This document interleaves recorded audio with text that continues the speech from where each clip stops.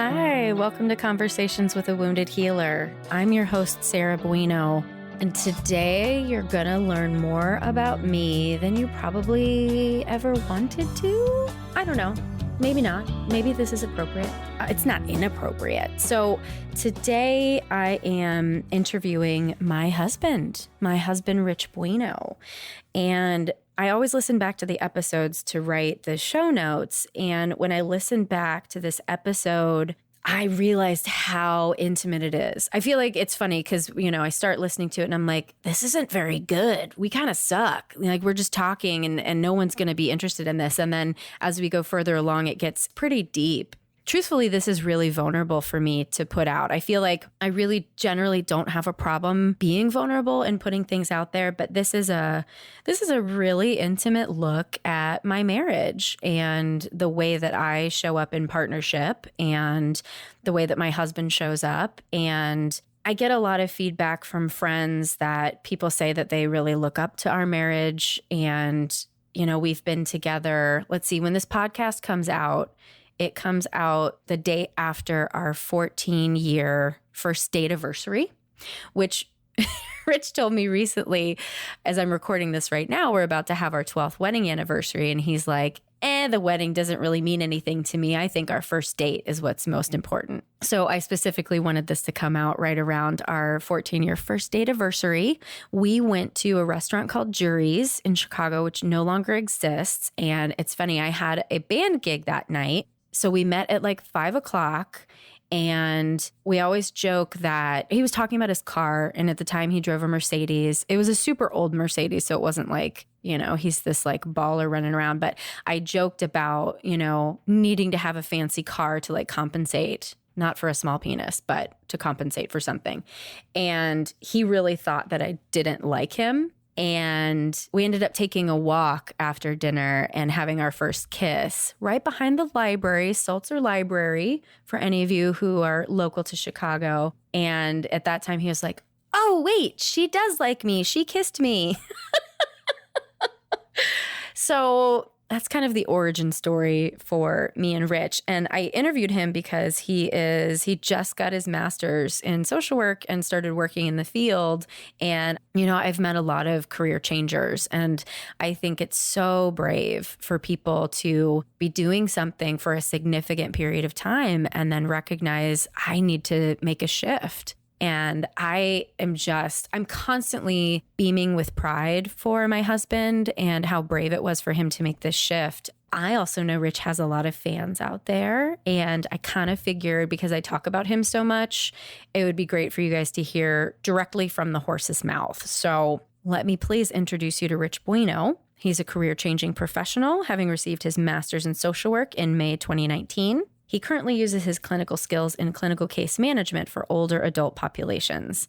Rich has previously worked in individual and group therapy with older adults and supported newly arriving adult refugees from around the world in employment, housing, and case management. His 17 years of past work experience in global PR and corporate communications provides many transferable skills, including relationship building, interviewing, cultural humanity, and working with diverse populations, as well as writing and editing. He's creative, calm under pressure, and thrives on totally new experiences. I don't know about that last one, Rich. Totally new experiences?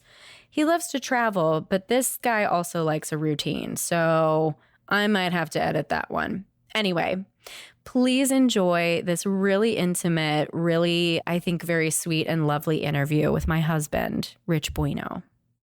Hi, Rich. Welcome to Conversations with a Wounded Healer. Hey, Sarah, how are you? It's so weird for you to say my name. It's usually, hey, you, or... No, you call me baby. Hey, love. Yeah. Love or sweetie or baby. Like, it's weird to hear you say my name. Yeah. I won't fall into robot Rich. Okay, good. So fans of the show are fans of yours. And I've told you this, and I know you were like, what? Mm-hmm. But I feel like because I talk about you pretty much in almost every episode in one way or another, that it would be good to finally have you on the show. Well, thanks. Thanks for talking me into it. I got my courage up, and I guess I need to introduce myself to my fans. Watch Oh, out, I'm good. taking over your show. Oh, shit. Here we go. So, well, how nervous are you right now on a scale of 0 to 10? 3. Not bad so far. Wow. And this is from a super introvert, ladies and gentlemen. Yeah, and Yeah. a fairly anxious person in general. I mean, Yeah. what's my general anxiety? Yeah. What is your general anxiety level today? It's been increasing, sadly, this afternoon. I don't know why. Oh, Yeah, I think we're at oh. about just over the 5. All right. That's manageable. That's like normal, right? Yeah, I'm usually running at about a 6, 6.5. Not great. Okay, before we dig into your anxiety disorder, would you like to tell the listeners who you are and what you do?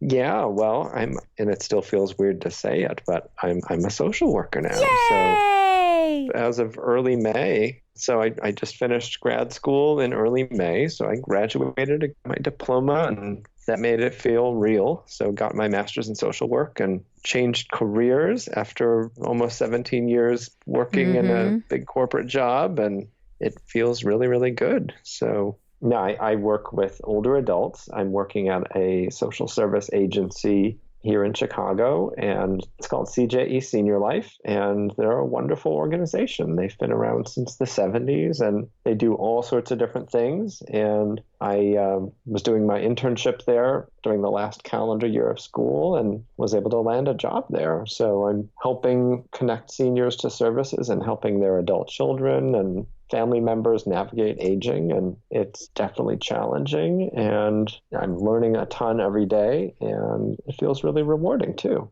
Yeah. Do you want to tell people the road, basically, that, you just, obviously you said you were in corporate America for 17 years, but just kind of thinking back on the longevity of your career and how you got here, I think it's a pretty interesting story.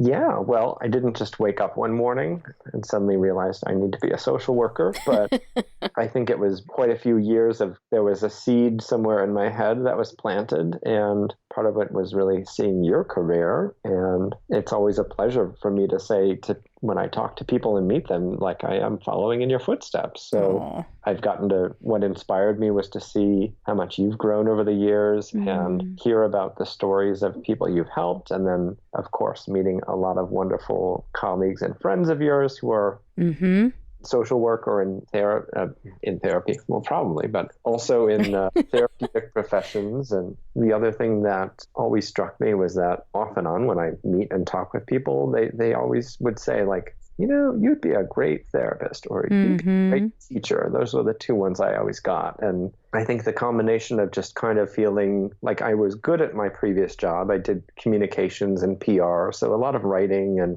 I was good at it, and it had a good amount of variety, but it felt kind of a little empty to me, or there was something missing.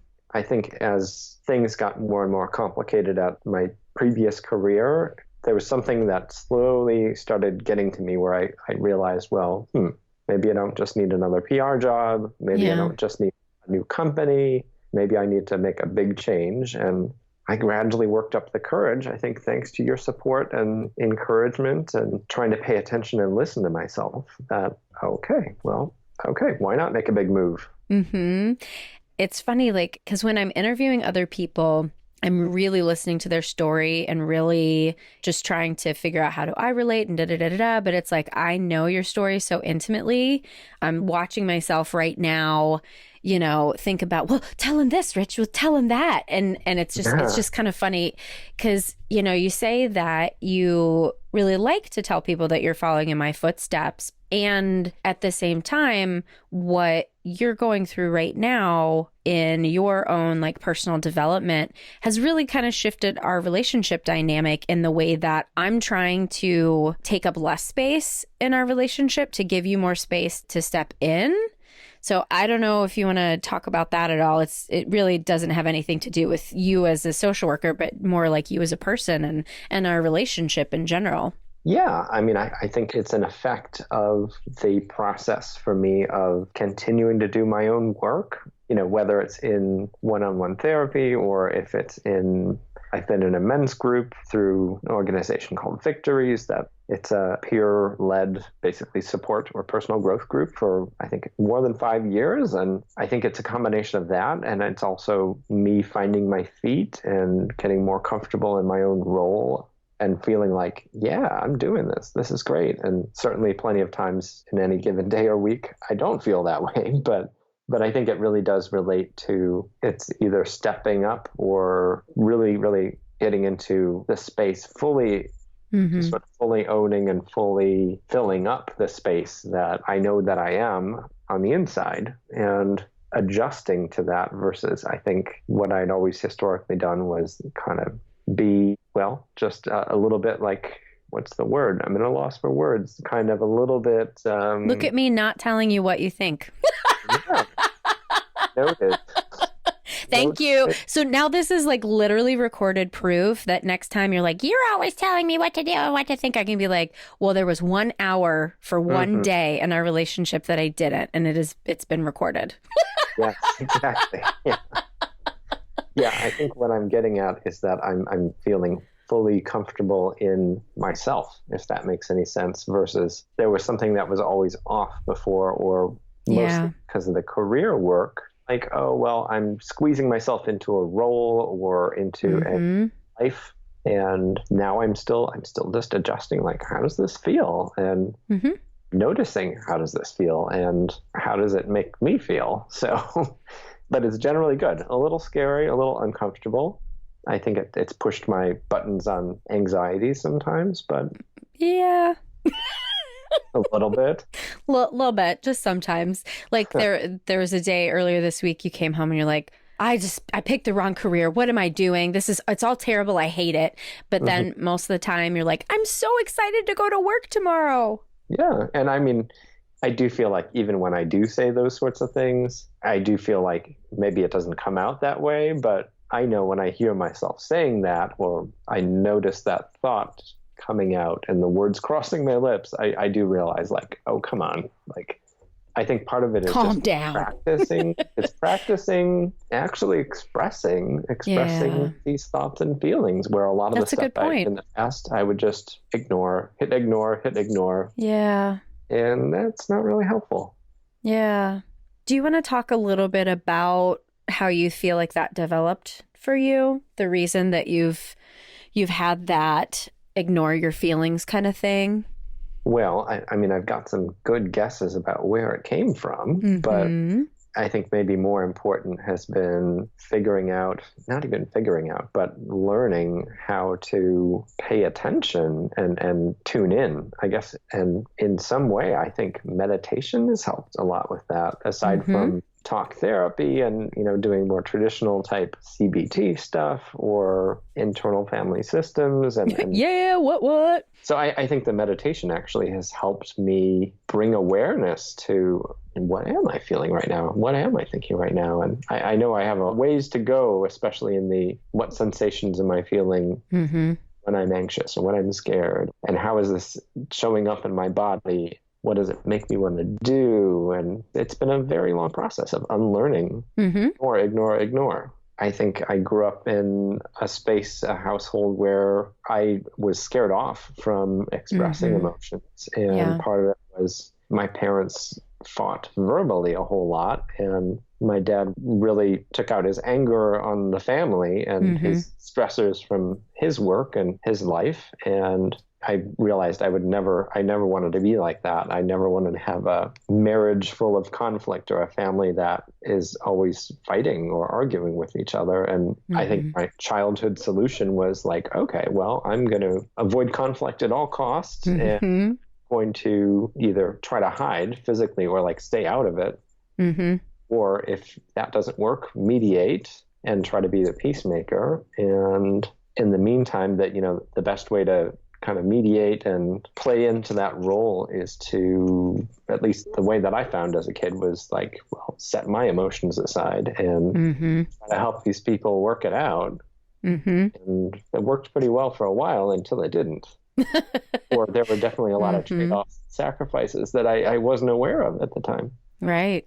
Well, and it's interesting too. I think that it probably would have worked well enough as long as you were single. and we've laughed about this now because it hasn't happened in so long, but like one of the really good examples is like my birthday, right? Every time I would have a birthday, you would put so much pressure on yourself to like plan this party and make sure it was perfect. And I was like, dude, like it's cool, but you'd put yourself under so much stress and pressure that when it actually came time to my birthday, you'd be really fucking shitty to me. Yeah, I would flip out and everything. Right. And it would come out sideways and I'd be like, what? Like I didn't create this. You created this.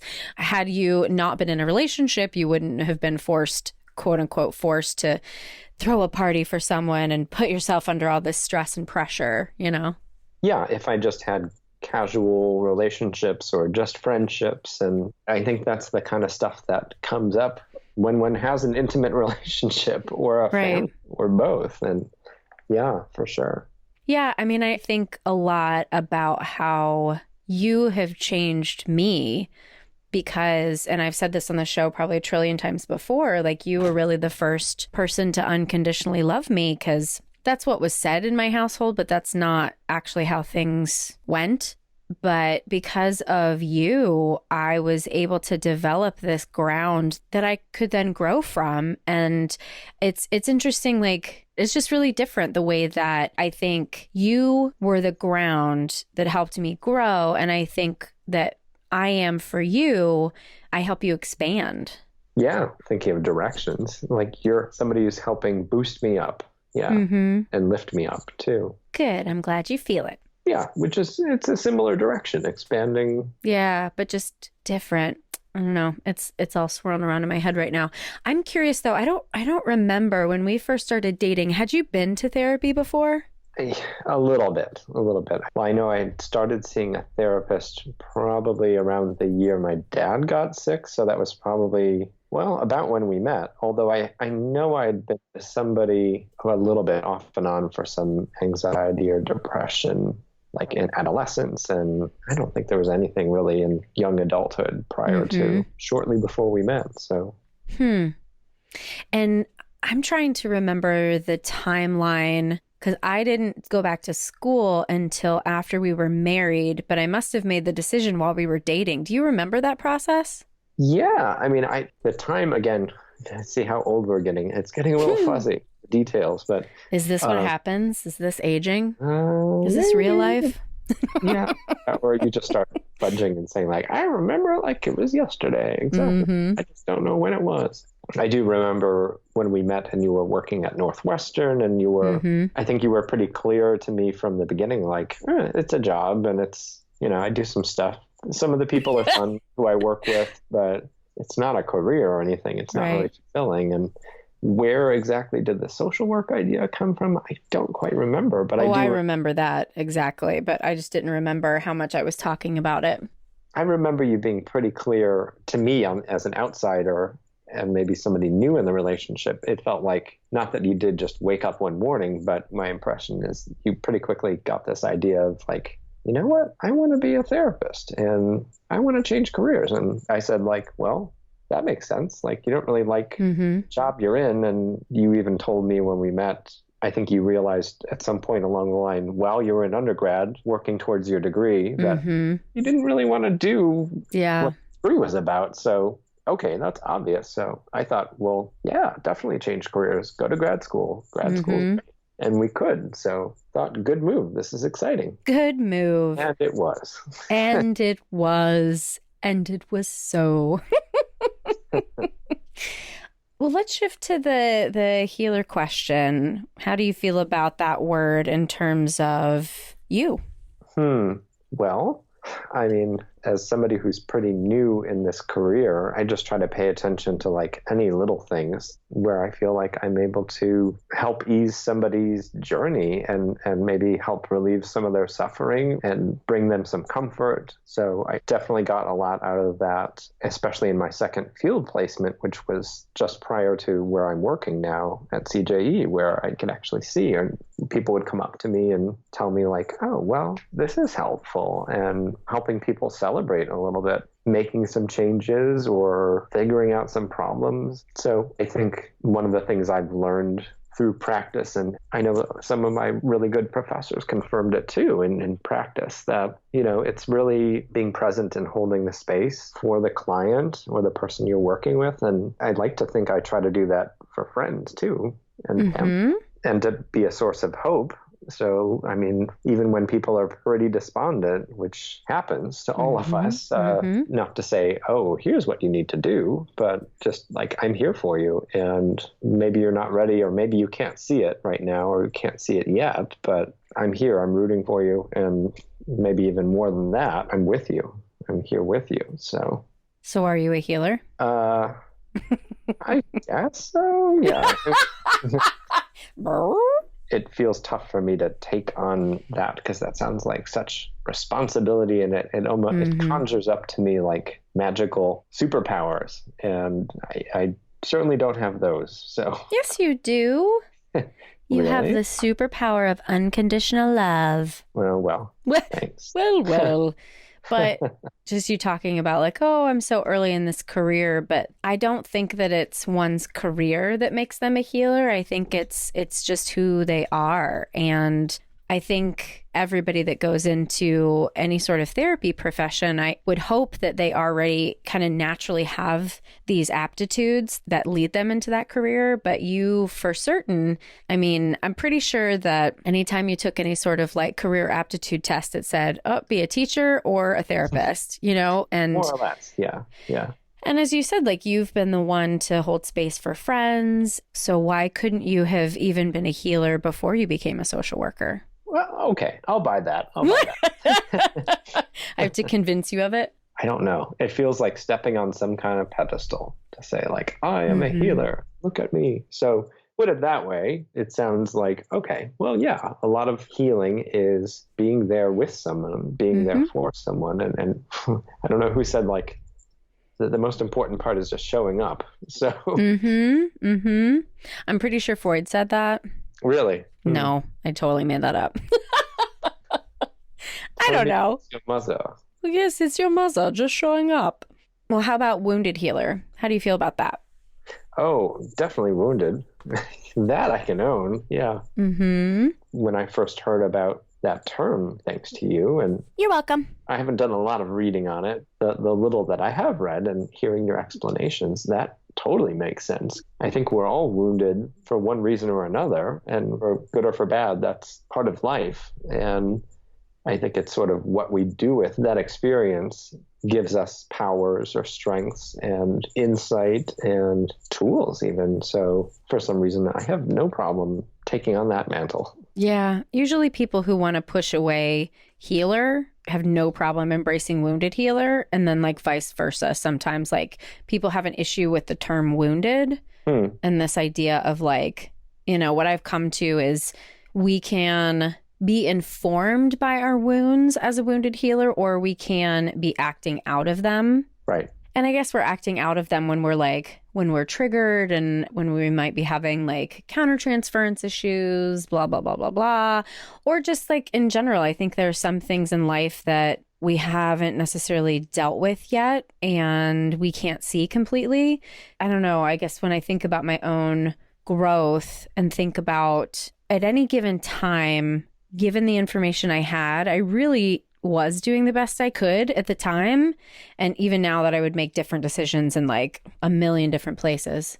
Yeah. Well, I mean, it's good to appreciate that. And it sounds like what you're saying is actually taking a self-compassionate approach to looking at maybe your journey, right? So it's much more palatable and reasonable. And a lot of it is like comes down to what do you do with the wounds and how do you use them, or how do you pay attention to them, treat them? Yeah. So one of the reasons that I really wanted to interview you now at this stage in your career is I've gotten feedback that there are listeners who are either in school or they're thinking about going back to school. And so I wanted to catch you in the early years. And if this podcast goes on forever, maybe we'll get you in your later years too. We'll see. But just kind of wanted to hear your perspective and your, I guess, like your sense of worth in this field since it's fresh, kind of back to the idea of like, holy shit, I'm going to change careers, and then going to school, and then the development? Well, I mean, I guess the easiest way to answer is that it feels right. And I think it took me a long, long time, years and years, to give myself permission to pay attention to what feels right and trust my gut. And I mean, as for self-esteem, I think being in a helping or healing profession is rewarding in terms of, oh, look at what I'm doing. And again, like trying to be humble, like there's certainly a tiny little bit, I think, of what we as healers may do. But I think a lot of the work is actually on the people who are, well, they're the ones actually doing the work, you know, the clients, and we're kind of guides. So, I mean, as for self-worth, and I just feel like a better person when I'm more in sync with what feels right to me. And thankfully, after getting into school, I felt right from the get-go, like, wow, this is great. And this feels really good. And this is exciting. And I hope I'll be able to help some people. And I think it is what keeps me going, is it is gratifying to me personally. Like, oh, I like to think that I'm maybe not all the time, but here and there at least, and hopefully it'll keep building, but making a little bit of an impact and making things a little bit better for people. And it's helping me too. I guess that's the healing part for my own healing, because it's helping me feel like a better, more fulfilled person. And I feel like I fit into the universe and my world better versus like trying to fit myself into the world, if that makes any sense.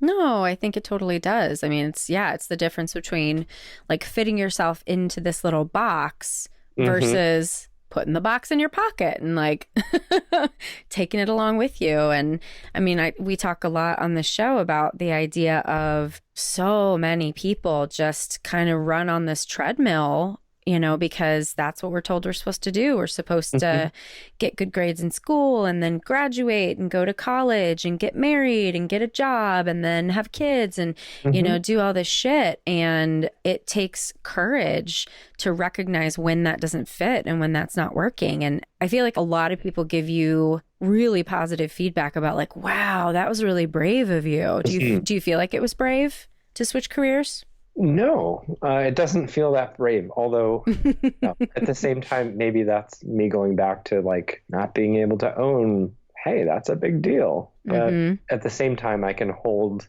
that, yeah, it is a big deal. And maybe it's like easier on the backside to say, oh, that wasn't that hard. But it was that hard.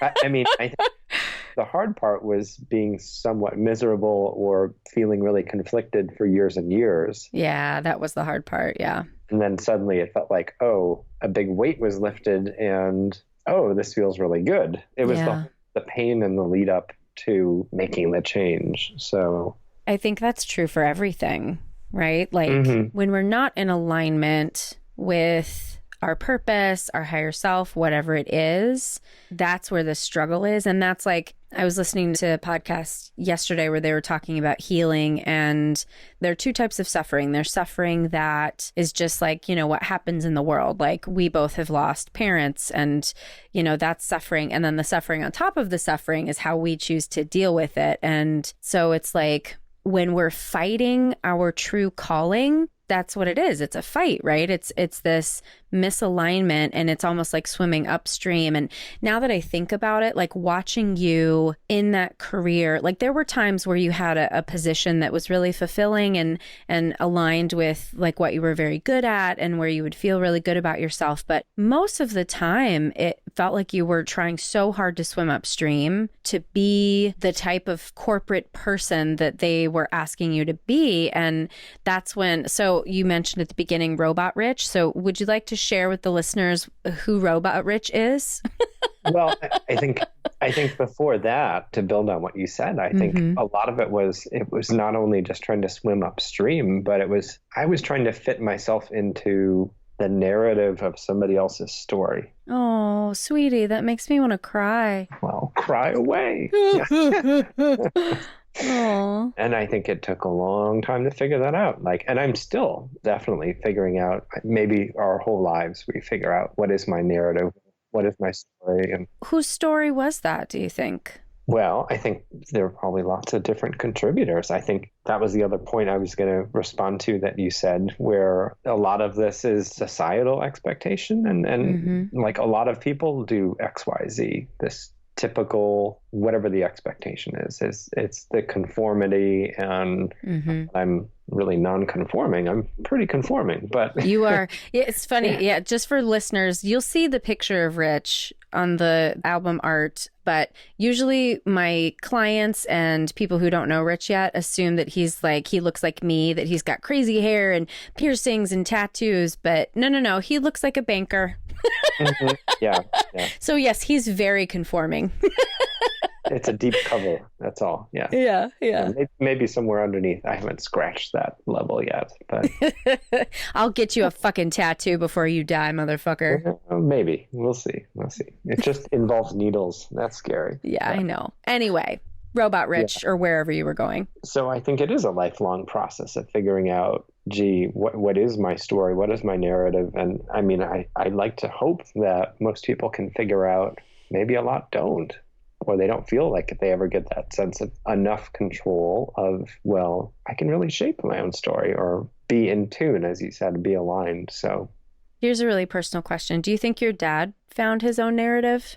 I think he found a way to be more comfortable towards the end of his life. Thank goodness. Yeah. I think once he was able to retire from his business that his parents started, I think he was in many ways trying to squeeze himself into, well, I can take my parents' business that they started and I'm really smart and talented and I can make it great. And he did in a lot of ways, but it was almost like he was picking up where they left off. And like, it's not just their business. Like I'm going to tack myself onto their story and continue. I guess I'm doing everything, and everything I'm talking about is in like a narrative form, but which makes sense since you're a writer. I think that's what caused so much of his pain was he realized the corporate world wasn't for him.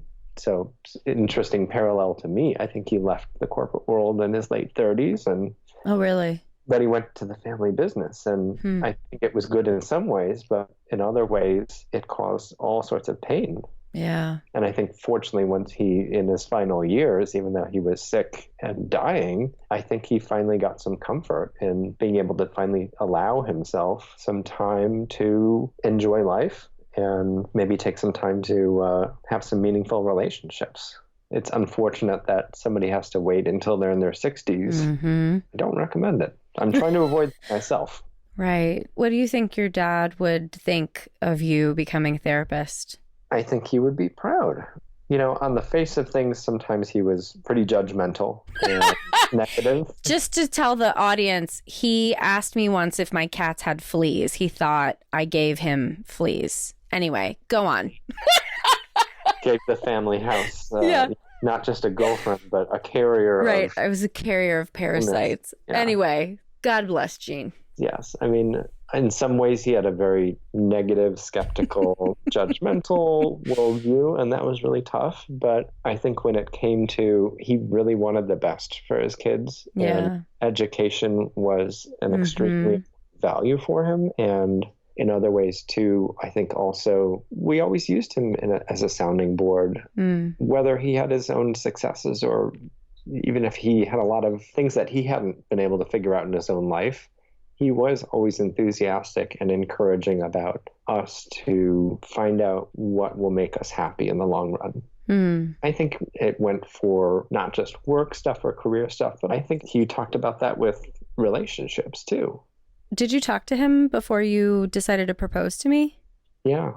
He was really encouraging. So you remember that story that I think told about, so the first time you met him, he was in the hospital and he was probably in some weeks into like a month-long stay in the hospital because he was under treatment for lymphoma and it was getting really bad. And I guess after I introduced you and our visit was over and you and I left, and I think he said to whoever else was in the room, I guess it was my brother and my mom, that I think we just met Rich's wife, Rich's future wife. Yeah. Touching because he wouldn't let those things out often. So that was a big deal. were his parents first generation or was he first generation American? His parents were the first family So member. his parents were born here. And so they came from Poland. And I know you talk about your grandparents as being very kind of like stoic and serious and, you know, Negative. and then negative, right? Depressed. And then, yes. Yeah. And then your dad also conveying that, like, and I'm sure you've explored a lot of this through Victory, is like, what were your messages about being a man? What was being a man supposed to be? Like, what implicit or explicit messages did you get from your dad? I mean, I think he was raised in a very much the traditional. I don't think he completely believed in the 1950s, you know, the way that gender roles were split up. But then again, like, that's the way he did it. So the messages were get a good job and stability and seek your fortune and be the provider and do well. And on the side, try to be happy. And don't cry. I don't think that was ever an explicit message, but I mean, I don't remember much of him ever crying. So lots of yelling, but. So the only emotion you can express is anger, but you couldn't express anger because you decided that you didn't want to be like him in that way. And it's unsafe. Right. I saw it as a young child, like, oh, it just causes more chaos and more dysfunction. And this is not any way to solve problems. So. Right. Well, I'm hungry. I don't know about you. Do you have more to say? I mean, I'm going to give you space to say whatever else you want to say too. Yeah. I feel like I'm so curious about what would my fan base want to know that, you know, look, you've created an egomaniac. I know. God, you're such a fucking narcissist, you asshole. I'll tweet you later. Yeah.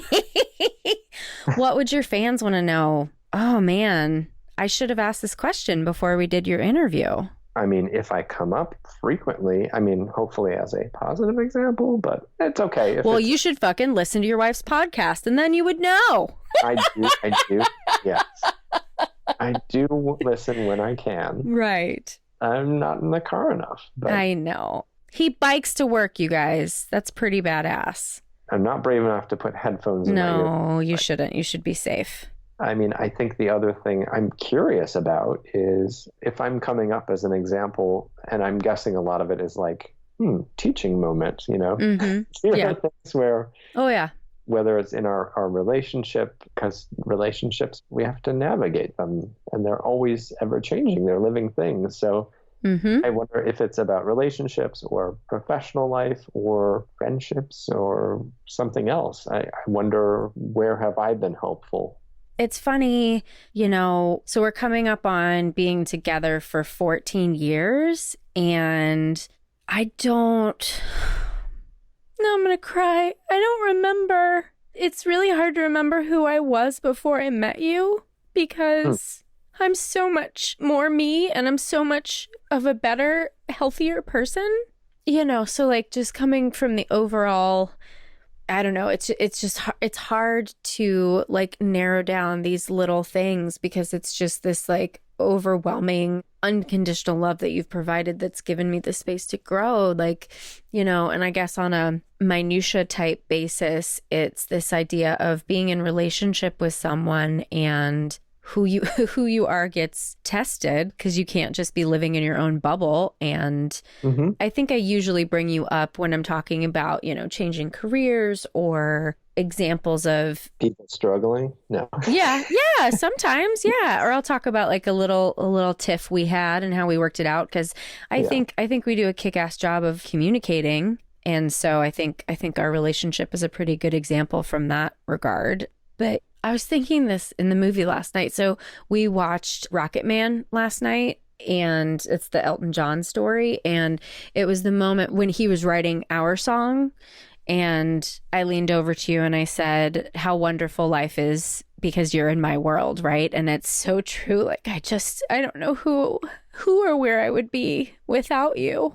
Well, and I love that. I love hearing that. And that makes me feel really special. You are. I'm really glad that I've been able to have such an impact on your life. Yeah. I can't think of anybody else who's had such an impact on my life. And that's the way it ought to be, right?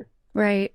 And I was telling somebody, I can't remember, maybe it was a friend from Al-Anon, and we were talking about relationships, and like the hope is that you find a partner who is willing to continue to like grow and change with you, right? Because the relationship, I can't remember where I heard it, but somebody said that in your marriage, you should have 7 marriages because, you know, you go through different periods of time. And I can absolutely think about that with you and me. There's our marriage after your dad died, right? And like that was really, really hard. And then our marriage while I was in grad school, and our marriage while like I was going through this depressive period when I was adjusting to becoming a therapist. And then our marriage when my parents died. And then our marriage while you were in school and transitioning and all this stuff, right? And so like the thing that's so cool about our relationship is we've continued to like grow and change individually, and then also like come back together and fill in different puzzle pieces. But I've never at any, well, maybe that's not true. Overall, I've not felt hindered by you. I've just felt lifted up and just held. And I'm pretty sure you feel the same about me too. Yeah, I sure do. I sure do. And that's a great role. That's a great job. You'll keep the job? Yes, I'll keep the job. You'll keep being my husband? For sure. Okay. You heard it here, folks. He's not allowed to divorce me. As cited on the podcast. As cited, yes. Well, my love, is there anything else you would like to share with listeners before we wrap up and go have some dinner? Because this bitch is hungry. I think you should tell the audience how Robot Rich came about and what that was all about. Don't leave them hanging. Oh, right. We didn't answer that. So Robot Rich was the version of Rich where he would essentially like play corporate man. And I literally remember, I think maybe we just gotten married or something like that. And we were talking about the way that you perceive yourself at work and how essentially you told me that you wanted to be like the most neutral. And it makes a lot of sense now with this idea of never creating any conflict, right? So the most neutral version of a human that you could possibly be. And you even said like, I won't talk about the fact that I have cats. Like when we had cats at the time, like I won't talk about that. And I was like, what the fuck is wrong with you? Yes, that's how you connect with people. Like you should have friends at work, and you were like, friends at work, that's ridiculous. Like there's these two worlds that you were living in. And I was like, what? You're crazy. And so Robot Rich just gets really mechanical and really sterile. Closed off. Yeah. And closed like, off. Well, don't be authentic and don't share any aspect of oneself because somebody could criticize it or somebody could not like it. But I think the deeper thing for me was somebody will criticize and somebody will judge you. And I think, thank goodness, for the most part, that personality type has been long retired. Yeah, I haven't seen Robot Rich in a really long time. Thank goodness. He's in the robot junkyard. Yes. Good riddance with Wally. Yeah. Anything else, babe?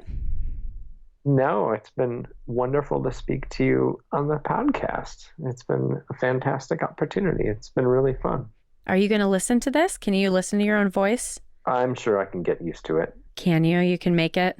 I bet. I'll do it for my fans. So Rich like barely does anything on social media, you guys. But if you like this episode, give Rich some love. We're going to post all of his social media stuff and he's going to be like, what? I have to actually like log on there. But if you love this episode, I think you should tell Rich how much you'd love it, because I don't think he has any idea how loved he is in the world. Well, that would certainly be an interesting experiment. Wouldn't Maybe it? I'll even share the podcast episode on my Facebook. Oh, you will. If you don't yourself, I'm just going to log into your account and do it for you. Yeah, and maybe I'll tweet it to your 2 followers. They're all eggs for some reason. They're all egg because they're all bots, babe. Yeah. Oh. Okay. Yeah. All right. We're digressing. Let's get you some food. All right. I love you, sweetie. I love you too. So what do you think? Was that too intimate? Was it too much? Was it nice? I kind of want to get some feedback on this. And I'll make sure that we post all of Rich's social media, and I will make him look at it. I will make him look at it because He never goes on Instagram, and he goes on Facebook maybe once a week, but I promise I will make him look at it because I think y'all might have some very sweet things to say about him. So I promise I will make him look.